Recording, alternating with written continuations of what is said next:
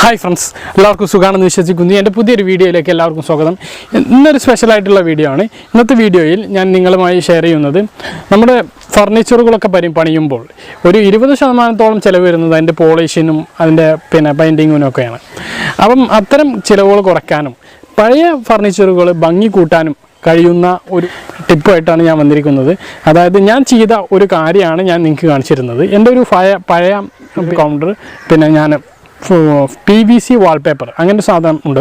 PVC wallpaper നമുക്ക് ഫ്ലിപ്കാർട്ടിലും ആമസോണിലും വാങ്ങാൻ കിട്ടും. നല്ല വില കുറവ്. ഞാൻ 199 രൂപയ്ക്കാണ് ആ സാധനം വാങ്ങിയത്. ഇപ്പോൾ കുറച്ച് വില കൂടിയിട്ടുണ്ട്, 250 രൂപ വില ഉണ്ട്. അത് വില കൂടിയും കുറഞ്ഞിരിക്കും. അതിപ്പോൾ നിങ്ങൾക്ക് അറിയാമല്ലോ, ഫ്ലിപ്കാർട്ടിൽ നിന്നും ആമസോണിൽ നിന്നും ഒക്കെ സാധനങ്ങൾ വാങ്ങുമ്പോൾ അത് പല സമയത്തും പല വില ആയിരിക്കും. അപ്പം ആ സാധനം ഉപയോഗിച്ച് നമ്മുടെ ഫർണിച്ചറുകൾ ഭംഗി കൂട്ടാം.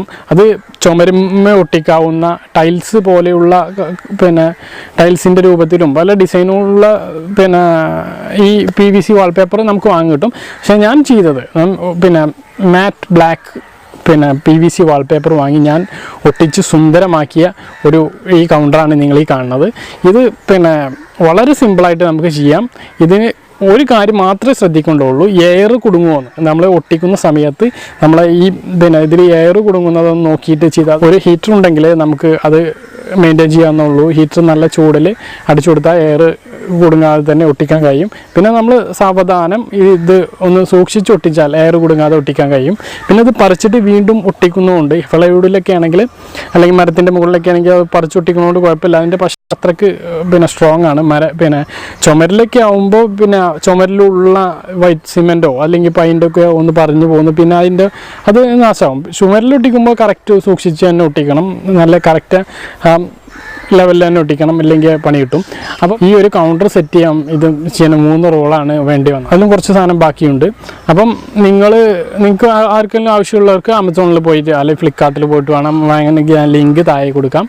ഇത് ഒട്ടിക്കേണ്ടത് എങ്ങനെയാണെന്ന് വെച്ചാൽ നമ്മൾ കറക്റ്റായിട്ടൊന്ന് കട്ട് ചെയ്തെടുക്കുക. നമ്മൾ ഏത് ഭാഗത്താണ് ഒട്ടിക്കേണ്ടത് എന്ന് വെച്ചാൽ ആ ഭാഗം കറക്റ്റ് ഒരു അളവ് എടുത്തിട്ട് അതിവിടെ കട്ട് ചെയ്തിട്ട് ഇത് കറക്റ്റായിട്ട് ഒട്ടിക്കുക.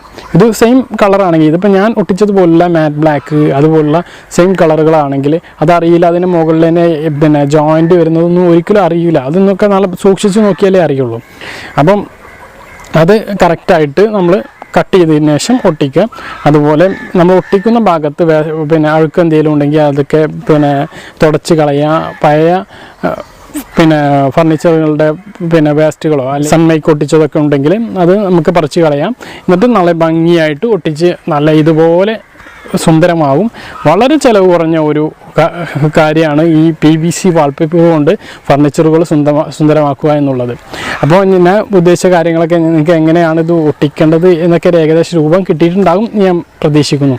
അപ്പോൾ ഈ വീഡിയോ ഉപകാരപ്രദമാണ് എന്ന് തോന്നുന്നുണ്ടെങ്കിൽ നിങ്ങളുടെ കൂട്ടുകാരിലേക്കൊന്ന് ഷെയർ ചെയ്യുക.